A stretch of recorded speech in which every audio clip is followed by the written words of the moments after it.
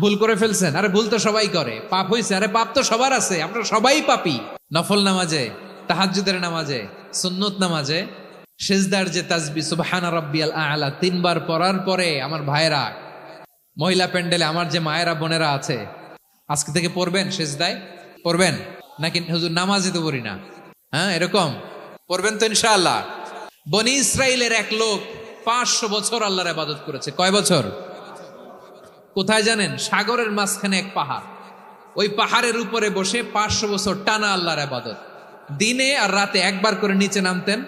সেখানে আল্লাহ তাআলা পাথরের ভেতর থেকে তার জন্য মিঠা পানির ব্যবস্থা করে দিয়েছেন, আর একটা ডালিম গাছের ব্যবস্থা করে দিয়েছেন। সকালে নামলে একটা টসটসে ডালিম, রাতে নামলে টসটসে ডালিম। এগুলো খেয়ে খেয়ে 500 বছর সে আল্লাহর ইবাদত করেছে। আর সে আল্লাহর কাছে বলেছে, আল্লাহ আমি যখন মারা যাব সেজদারত অবস্থায় যেন মারা যাই। ঠিকই আল্লাহ সেজদারত অবস্থায় সাইয়েদনা আজরাইলকে পাঠিয়ে দিলেন। সেজদারত অবস্থায় লোকটা মারা গেল। 500 বছর ইবাদতের পরে আল্লাহর দরবারে কিয়ামতের কঠিন ময়দানে যখন লোকটা হাজির হয়ে যাবে, আল্লাহ বলবেন আদখিলু আবদি আল জান্নাতা বিরহমাতি, আমার বান্দাকে আমার দয়া, আমার ভালোবাসা দিয়ে জান্নাতে ঢুকায়া দাও। 500 বছর ইবাদত করছে তো আমার দয়ায় আমার বান্দারে জান্নাত দাও। এই বান্দা বলে বালবি আমালি, আল্লাহ তোমার দয়া লাগবে কেন? আমি আমার আমল দিয়ে জান্নাতে যেতে চাই। কি দিয়ে? কথা বুঝে নাই বোধহয়। আল্লাহর এই বান্দা কি দিয়ে জান্নাতে ঢুকতে চায়? আমল দিয়ে। আল্লাহ বলছে আমার দয়ায় আমার বান্দারে জান্নাতে নিয়ে যাও ফেরেশতারা। এ বলে আল্লাহ তোমার দয়া লাগবে কেন? সেজদা তো কম দেই নাই, জিকির করতে করতে 500 বছর শেষ করে দিলাম, আবার তোমার দয়া লাগবে? আমি তো আবার আমলেই জান্নাতে যেতে পারি। আল্লাহ বলবেন তাই, ঠিক আছে, আমি চাইলাম দয়া দিয়ে জান্নাত দিব, তুমি চাইলে আমল দিয়ে ঢুকবা, ঠিক আছে, তোমার আমল আর আমার যে দয়া দুইটার একটু মাপ দেই। তোমার 500 বছরের ইবাদত এক পাল্লায় রাখো। আর আল্লাহ বললেন আমি যে দয়া করে এই দুনিয়ার নাজ নেয়ামত বিউটি সৌন্দর্য দেখার জন্য তোমার দুটা চোখ দিয়েছিলাম, দুটা নয় একটা চোখ আরেক পাল্লায় রাখো। রাখা হবে, দেখা যাবে ওই 500 বছরের ইবাদত হালকা হয়েছে, আর মুহূর্তের মধ্যে আল্লাহর দেয়া একটা চোখের নেয়ামত ভারী হয়ে গিয়েছে। আল্লাহ বলবেন তোমার কথা মতো মাপ দেয়া হলো, এবার ফলাফল দেখো, হিসাব বলে তুমি এখন জাহান্নামে যাবা, go to the hell fire, যাও এবার জাহান্নামে যাও। মাপ জোখে যখন আসছো আমার সাথে হিসাব ক্যালকুলেশন, যাও তুমি এবার জাহান্নামে যাবা। এবার লোকটা কাচুমাচু করে বলে আল্লাহ আমি বুঝি নাই, আল্লাহ আমি বুঝতে পারি নাই, খেয়াল করি নাই, তুমি আমারে ক্ষমা করো, তুমি আমারে মাফ করো। ও আল্লাহ এবার আমি টের পেয়েছি, এবার আমি বুঝতে পেরেছি তোমার দয়া ছাড়া দুনিয়ায় কেউ জান্নাতে যেতে পারবে না, কেউ পারবে না। আল্লাহ বললেন ওরে গোলাম তুই তো কিছুই ছিলি না, অস্তিত্বহীনতা থেকে তোরে অস্তিত্বে আনলো কে? ওই ছোট্ট শুক্রাণু থেকে মায়ের পেটে 9 মাস ধরে খাবার দিয়েছে কে? আবার সুস্থতার সাথে দুনিয়ার বুকে তোরে ডেলিভারির ব্যবস্থা করে দিল কে? আবার তোর মায়ের বুকের ভেতরে 2টা খাবারের লাইনের ব্যবস্থা করে দিল কে? আবার তোকে শৈশব পেরিয়ে কৈশোর পেরিয়ে তারুণ্য, তারপরে যৌবন, এগুলো দান করলো কে? তার চেয়েও বড় কথা, পাহাড়ের মাঝখানে সাগরের মাঝখানে 500 বছর ইবাদত করার শক্তি তোর গায়ে দিয়েছে কে? এই সাগরের মধ্যে লোনা পানি লবণের পানি মুখে দেয়া যায় না, সেখান থেকে আমি পাহাড়ের ভেতর থেকে মিঠা পানির ব্যবস্থা করে দিলাম। ওই জায়গায় তোরে রিজিকের বন্দোবস্ত করলো কে? সকাল বিকাল 2 বেলা টসটসে ডালিম খাওয়ার ব্যবস্থা করে দিল কে? তোর আবদার ছিল আল্লাহ আপনি আমার সেজদারত অবস্থায় রুহু কবজ করবেন, তোর শেষ আবদারটাও পূরণ করেছে কে? ও গোলাম আমার রহমতের তুলনায়, আমার নেয়ামতের তুলনায় তোর 500 বছরের ইবাদতের কোনো ওজনই হবে না। গোটা বিশ্বের কেউ কোনোদিন আমার জান্নাতে ঢুকতে পারবে না আমি আল্লাহর দয়া ছাড়া। হুয়ার রহমানুর রহিম, তিনি দয়াময়, তিনি মেহেরবান। জিব্রাইল আলাইহিস সালাম বিশ্বনবীর এই লম্বা হাদিসটা যখন শোনালেন, আমি যা যা বলছি এটা বিশাল এক হাদিসের অনুবাদ। বললেন ইয়া মুহাম্মদ এই দুনিয়ার সবটাই চলে আল্লাহর রহমত দিয়ে। হাদিসের শেষ কথা, সব চলে আল্লাহর কি দিয়ে? তখন বিশ্বনবী সাহাবাদের বললেন ও সাহাবারা শোনো, আল্লাহর জান্নাতে কেউ কোনোদিন প্রবেশ করতে পারবে না তার রহমত ছাড়া। সাহাবারা বললেন ইয়া রাসূলুল্লাহ আপনিও না, আপনিও কি আল্লাহর রহমত ছাড়া প্রবেশ করতে পারবেন না? বিশ্বনবী বললেন না আমিও না, আমি বিশ্বনবীও আল্লাহর জান্নাতে আল্লাহর রহমত ছাড়া ঢুকতে পারবে না। তবে কিয়ামতের দিন আল্লাহর রহমত আমার চারদিকে বেষ্টনী দিয়ে থাকবে। আল্লাহ নিজের পরিচয় দিয়ে বললেন, আলিমুল গায়বি ওয়াশ শাহাদাতি হুয়ার রহমানুর রহিম। আমি হলাম রহমান, আমি রাহিম। আল্লাহরে চিনছেন? ও বারোখালীর ভাইয়েরা, আপনার রবকে চিনতে পারতেছেন? তিনি দয়ার সাগর, তিনি মায়ার সাগর। তার দয়ার সাগর যে কত বড় আপনার কল্পনাতেও নাই। এজন্য আপনার পাপ যত বড় হোক, অন্যায় যত বড় হোক, অপরাধ যত বড় হোক, আপনার জুলুম যত বড় হোক, আল্লাহর রহমান নামের দরিয়া তার চাইতেও বড়। আল্লাহ বলেন, খুলিয়া ইবাদিয়াল্লাযীনা আসরাফু আলা আনফুসিহিম লা তাকনাতু মির রাহমাতিল্লাহ ইন্নাল্লাহা ইয়াগফিরুয যুনুবা জামিআ ইন্নাহু হুয়াল গফুরুর রহিম। ও আমার গুনাহগার বান্দারা শোনো, জুলুম করেছো, ভুল করেছো, অন্যায় করেছো, আল্লাহর রহমত থেকে নিরাশ হয়ো না। আমরা বিশ্বাসীরা কশিনকালে আল্লাহর রহমত থেকে নিরাশ হব না। ঠিক কিনা বলেন? আল্লাহর রহমত থেকে নিরাশ হবেন? ভুল করে ফেলছেন, আরে ভুল তো সবাই করে। পাপ হয়েছে, আরে পাপ তো সবার আছে। আমরা সবাই পাপী, সবাই পাপী। যত পাপ হোক, ভুল হোক, অন্যায় হোক, অনুতপ্ত হয়ে তওবা করে, ওযু করে, জায়নামাজটা বিছিয়ে সেজদা দিয়ে চোখের পানি ছাড়েন। চোখের বেয়ে পড়া পানি আল্লাহর কাছে যে কত প্রিয়। অনুতপ্ত বান্দার চোখের পানির ফোঁটা তার চোখ বেয়ে, নাকের ডগা বেয়ে জমিনে ড্রপ করার আগেই আল্লাহর ওই বান্দার সব গুনাহ মাফ করে দেয়। আল্লাহ বললেন, আমি রহমানুর রহিম, আমি দয়াময়, আমি মেহেরবান। এরপর আল্লাহ বললেন, হুয়াল্লাহুল্লাযী লা ইলাহা ইল্লা হুয়াল মালিকুল কুদ্দুসুস সালামুল মুমিন। ওয়াল্লাহুল্লাযী, তিনি এমন আল্লাহ, লা ইলাহা ইল্লাহু, তিনি ছাড়া কোনো ইলাহ নাই। আল মালিক, তিনি হলেন আল মালিক। আল্লাহ বলছেন, আমি হচ্ছি আল মালিক। আমি কি? মানে সম্রাট। আল মালিক মানে হচ্ছে the king, the king of kings. সব রাজার বড় রাজা, মহারাজা। তার চেয়ে বড় রাজা আর কেউ নাই, তার চেয়ে বড় সম্রাট আর কেউ নাই, তার চেয়ে বড় ক্ষমতাধর সত্তা মহাবিশ্বে দ্বিতীয় কেউ নাই। চিৎকার করে বলেন ঠিক কিনা? তিনি আল মালিক।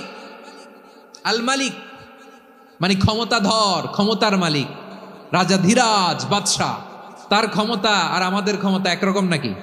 আবার আমার নবী, বিশ্ব নবী যখন সিজদায় লুটিয়ে পড়তেন, আম্মা জানা এসে বলেন, আমরা তো সিজদার মধ্যে সুবহানা রাব্বিয়াল আলা বলেই শেষ, কিন্তু বিশ্ব নবী তাহাজ্জুদের নামাজে, নফল নামাজে, সুন্নত নামাজে 3 বার সুবহানা রাব্বিয়াল আলা তাসবিহ পড়ার পরে তিনি পড়তেন, সুবহুন কুদ্দুসুন রাব্বুল মালাইকাতি ওয়ার রূহ। সুবহ কুদ্দুস রব্বুল মালাইকাতি ওয়ার রূহ। সিজদায় লুটিয়ে পড়ে বিশ্বনবী এই দোয়াটা পড়তেন। নফল নামাজে, সুন্নাত নামাজে কিংবা তাহাজ্জুদের নামাজে সুবহানা রাব্বিয়াল আলার পরে কি পড়তেন? সুবহুন। আওয়াজ করে বলেন, সুবহুন কুদ্দুসুন রব্বুল মালাইকাতি ওয়ার রূহ। মানে আল্লাহ আপনি প্রশংসিত, আল্লাহ আপনি অতি পবিত্র, আপনি সব ফেরেশতা কুলের রব, ফেরেশতাদের সরদার জিব্রাইলের রব। সুবহানাল্লাহ। আজকে থেকে পড়বেন সিজদায়? হ্যাঁ, বারোখালীবাসী পড়বেন নাকি? হুজুর নামাজে তো পড়ি না। হ্যাঁ, এরকম নফল নামাজে, তাহাজ্জুদের নামাজে, সুন্নত নামাজে সিজদার যে তাসবিহ সুবহানা রাব্বিয়াল আ'লা 3 বার পড়ার পরে আমার ভাইরা, মহিলা প্যান্ডেলে আমার যে মায়েরা বোনেরা আছে, আজকে তো রেকর্ড হয়ে যাবে, কালকেই ভিডিও পেয়ে যাবেন। 3 বার সুবহানা রাব্বিয়াল আ'লা পড়ার পরে পড়বেন সুবহুন কুদ্দুসুন রব্বুল মালাইকাতি ওয়ার রূহ। পড়বেন তো ইনশাআল্লাহ? আল্লাহ বলেন না, আমি হলাম আল মালিক, আসল ক্ষমতার মালিক, the king of kings, the owner of ultimate power, the owner of ultimate authority, the owner of ultimate sovereignty, নিরঙ্কুশ একচ্ছত্র ক্ষমতার মালিক হচ্ছি আমি আল্লাহ। আল্লাহ তাআলা সূরা মুলকের শুরুতে বলছেন, তাবারাকাল্লাযী বিয়াদিহিল মুলকু ওয়া হুয়া আলা কুল্লি শাইইন কাদির। মহিমান্বিত সত্তা, যার হাতে ক্ষমতা, তিনি যা চান তাই করতে পারেন। আওয়াজ করে বলেন তো তিনি কে?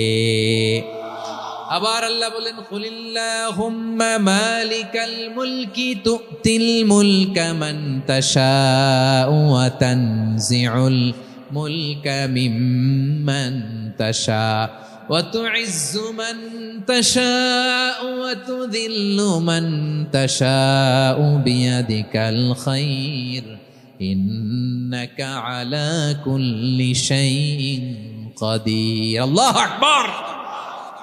এ নবী, আপনি বলুন, আল্লাহুম্মা মালিকাল মুলক, আল্লাহ আপনি ক্ষমতার মালিক। তুতিল মুলকা মান তাশা, যাকে চান তারে ক্ষমতার চেয়ারে বসান। ওয়া তানজিউল মুলকা মিম্মান তাশা, যাকে চান তাকে ক্ষমতার চেয়ার থেকে ছুঁড়ে ফেলে দেন। তিনি কে? ক্ষমতার চেয়ারে বসায় কে? আবার মনে চাইলে আস্থা করে ছুঁড়ে নিক্ষেপ করেন, তিনি কে? আবার আল্লাহ বললেন, ওয়ালাম ইয়াকুল্লাহু শারীকুন ফিল মুলকি, আমার ক্ষমতায় কোনো শরিক নাই, কোনো জোট নাই, কোনো পার্টনার নাই, কোনো অংশীদার নাই। আবার আমি চলে গেলে আমার ক্ষমতার দাবিদারও কেউ নাই। আল্লাহু আকবার। এই দুনিয়াতে রাজা মারা গেলে পরে রাজা কে হয়? রাজার ছেলে রাজা, ঠিক কিনা বলেন? আল্লাহ চলে গেলে আরেকজন বসবে নাকি? এরকম না, তার ক্ষমতার সাথে দুনিয়ার ক্ষমতার কোনো মিলই নাই। এজন্য তিনি তার নাম দিয়েছেন আল মালিক। আল মালিক, the owner of power, the owner of ultimate power and sovereignty, the king of kings, সব রাজার বড় রাজা, মহারাজা আল মালিক, তিনি হচ্ছেন আল্লাহ। চিৎকার করে বলেন ঠিক কি না? তিনি আসল ক্ষমতার অধিকারী। দুনিয়াতে যে আমরা ক্ষমতা নিয়ে কামড়াকামড়ি করি, মারামারি করি, কিয়ামতের দিন আল্লাহ জিজ্ঞেস করবেন, কই তোদের ক্ষমতা আজকে বল। কিয়ামতের সময় সব মানুষগুলো যখন ইন্তেকাল করবে, সব জিনেরা যখন ইন্তেকাল করবে, সব ফেরেশতারা যখন ইন্তেকাল করবে, বাকি থাকবে মালাকুল মাউত। মালাকুল মাউত এসে বলবে, আল্লাহ আপনার কথা মতো সবাই শেষ, মানুষগুলো নাই, জিনগুলো নাই, আমার সতীর্থ ফেরেশতাগুলো নাই, মহাবিশ্বে আর কেউ নাই। আল্লাহ বলে, এখন কে আছে? মালাকুল মাউত বলবে, আল্লাহ তুমি আছো আর আমি। তুমি তো আল হাইয়্যু আল কাইয়্যুম, অবিনশ্বর, শাশ্বত, চিরঞ্জীব, কোনোদিন মরবা না, তুমি আছো আর তোমার গোলাম আমি আছি আজরাইল। মহাবিশ্বে কয়জন আছে মাত্র? জোরে বলেন। এক হচ্ছেন আর হচ্ছে মালাকুল মাউত। আল্লাহ তুমি আছো আমি আছি। আল্লাহ বলবে, ঠিক আছে, এবার তোমার মরণের পালা, মুত ইয়া মালাকাল মাউত, হে মৃত্যুর ফেরেশতা তুমি মরো। মালাকুল মাউত আল্লাহর আদেশ বাস্তবায়ন করতে যে বিকট একটা চিৎকার দিয়ে মৃত্যুবরণ করবে। ওই চিৎকার দুনিয়ার মানুষেরা, চিৎকারের আওয়াজ যদি দুনিয়ার মানুষেরা শুনতে পেত, দুনিয়ার মানুষের প্রত্যেকের কানের পর্দা ফেটে মুহূর্তের মধ্যে সব লাশ হয়ে জমিনে পড়ে রইত। ভয়ঙ্কর চিৎকার দিয়ে মালাকুল মাউত বিদায় নেবে, কেউ নাই। এবার বলেন তো, মহাবিশ্বে মহাশূন্য, কেউ নাই, উপরে নিচে, সামনে পেছনে, ডানে বায়ে কোনো সত্তা, কোনো জীবিত সত্তার আছে? একজন ছাড়া, তিনি কে? কুল্লু মান আলাইহা ফানি ওয়া ইয়াবকা ওয়াজহু রাব্বিকা যুল জালালি ওয়াল ইকরাম। পড়েন, ফাবিআইয়ি আলাই রাব্বিকুমা তুকাযযিবান। কেউ থাকবে না একজন ছাড়া। একজন ছাড়া। এই ড্রোন দেখে হাত নাড়ালে হবে? আমার দিকে তাকাইতে হবে, কথা শুনতে হবে। মহাবিশ্বে কেউ নাই, একজন সত্তা ছাড়া। আওয়াজ করে বলেন, তিনি কে? এবার আল্লাহ ডেকে বলবেন, লিমানিল মুলকুল ইয়াউম, লিমানিল মুলকুল ইয়াউম। ক্ষমতা কার? Who belongs the kingdom today, who belongs the power authority today, who belongs the sovereignty today. আজকে ক্ষমতা কার? দুনিয়াতে ক্ষমতা নিয়ে এত কামড়াকামড়ি, দুনিয়াতে চেয়ার নিয়ে এত মারামারি, এত অত্যাচার, এত রক্তপাত, এত ব্লাডশেড। আজকে বলো তো ক্ষমতা কার? কার ক্ষমতা? মহাশূন্যে কোনো আওয়াজ নাই, শুধু আমার রবই বলবেন, লিমানিল মুলকুল ইয়াউম। আজকে ক্ষমতা কার? কোনো আওয়াজ নাই, উত্তর দেওয়ার মতো জীবিত কোনো সত্তা নাই, ফলে কেউ উত্তর দিতে পারবে না। আল্লাহ নিজেই প্রশ্নের উত্তর দিয়ে বলবেন, লিল্লাহিল ওয়াহিদিল কাহ্হার। একচ্ছত্র অধিপতি, ক্ষমতার মালিক আল্লাহ ছাড়া কারোর জন্য কোনো ক্ষমতা নাই, চিল্লায় বলেন ঠিক কি না? তাহলে আর রহমান আর রাহিমের পরে আমরা জানলাম আমার আল্লাহর আরেকটা সুন্দর গুণবাচক নাম হচ্ছে আল মালিক। কি নাম? আল মালিক, মানে দ্য কিং, রাজাধিরাজ, সব রাজার বড় রাজা, মহারাজা। এরপরে আল্লাহ বললেন আল কুদ্দুস, তিনি হলেন আল কুদ্দুস। আল কুদ্দুস মানে হচ্ছে অতি পবিত্র, মহাপবিত্র, the most holy, the absolutely pure, যার কোনো খুঁত নাই। আল্লাহর কোনো খুঁত আছে? তিনি মহাপবিত্র। আল্লাহর পবিত্রতা যখন আমরা বর্ণনা করি আল্লাহ খুশি হয়ে যান, কারণ তার সত্তার একটা বৈশিষ্ট্য হচ্ছে তিনি আল কুদ্দুস। বারোয়াখালীবাসী আল্লাহর নামটা একটু জপেন না, বলেন আল কুদ্দুস, সবাই আওয়াজ করে আল কুদ্দুস। অতি পবিত্র, তার মধ্যে কোনো অপবিত্রতার ছিটে ফোঁটা নাই, মহাপবিত্র, the most pure, the most holy, অতি পবিত্র। ফেরেশতারা বলেছিল আল্লাহ আপনি মানুষ কেন বানাবেন? নাহনু নুসাব্বিহু বিহামদিকা ওয়া নুকদ্দিসু লাক। এই যে নুকদ্দিসু কুদ্দুস পাইছেন? তারা বলেছিল আল্লাহ মানুষ কেন বানাবেন, মারামারি করবে, আমরাই তো ভালো, আমরাই আপনার মহিমা বর্ণনা করি, আমরাই আপনার পবিত্রতা বর্ণনা করি। নুকদ্দিসু লাক, তার মানে আল কুদ্দুস। আবার বিশ্বনবী বলেন ইন্নাল্লাহা তাইয়্যিব লা ইয়াকবালু ইল্লা তাইয়্যিবা। আল্লাহ পবিত্র, পবিত্রতা ছাড়া তিনি কিছু গ্রহণ করেন না, অপবিত্র কোনো কিছু আল্লাহ গ্রহণ করে না। অনেকে আছে ঘুষ খায়, সুদ খায়, অন্যায় অপরাধ চাঁদাবাজি যা আছে সব করে, হারাম টাকা, হারাম উপার্জন। এই হারাম উপার্জন দিয়ে আবার মসজিদ বানায়, আছে না নাই? ইনকাম সবটাই হারাম, ওইটা দিয়ে আবার এতিমখানা বানায়, আছে না নাই? আছে। ওইটা আল্লাহ কবুল করবে না, কারণ আল্লাহ নিজে পবিত্র। পবিত্র না হলে কিছুই অ্যাকসেপ্ট করেন না। সুবহানাল্লাহ পড়েন। তাহলে বুঝলাম তিনি আল কুদ্দুস মানে অতি পবিত্র। এরপরে আল্লাহ বলেন আমি হচ্ছি আসসালাম। আওয়াজ করে বলেন আসসালাম। আসসালাম মানে হচ্ছে শান্তির আধার। সালাম মানে কি?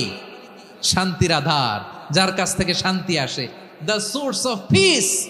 তিনি শান্তির আধার। এজন্য আমরা একে অপরের সাথে দেখা হলে কি বলি? সালাম। কি বলি? সালাম সালাম হাজার সালাম, সকল শহীদ স্মরণে আমার হৃদয় রেখে যেতে চাই তাদের স্মৃতির চরণে। সবাই বলেন সালাম সালাম হাজার সালাম, সকল শহীদ স্মরণে আমার হৃদয় রেখে যেতে চাই তাদের স্মৃতির চরণে। পড়েন আমিন। আমরা সকল ভাষা শহীদ, সকল মুক্তিযোদ্ধা, তাদের জন্য দোয়া করি। এবং 24-এর ছাত্র নাগরিক অভ্যুত্থানে যারা শাহাদাতের সর্বোচ্চ নাজরানা পেশ করে এই নতুন ভোরের বাংলাদেশ আমাদেরকে উপহার দিয়েছে, তাদের জন্য আল্লাহর কাছে দোয়া করি। সবাই বলেন আমিন। আল্লাহর একটা নাম হচ্ছে আসসালাম, মানে হচ্ছে শান্তির আধার, দ্য সোর্স অফ পিস। শান্তি দেওয়ার মালিককে। এজন্য শান্তি চাইবো কার কাছে? আল্লাহ তুমি আমার দেশটাকে শান্তিময় করো, বলেন আমিন। আল্লাহ তুমি আমাদের পরিবারের শান্তি নসিব করো, পড়েন আমিন। আল্লাহ আমাদের জীবনটাকে তুমি শান্তিময় করো, পড়েন আমিন।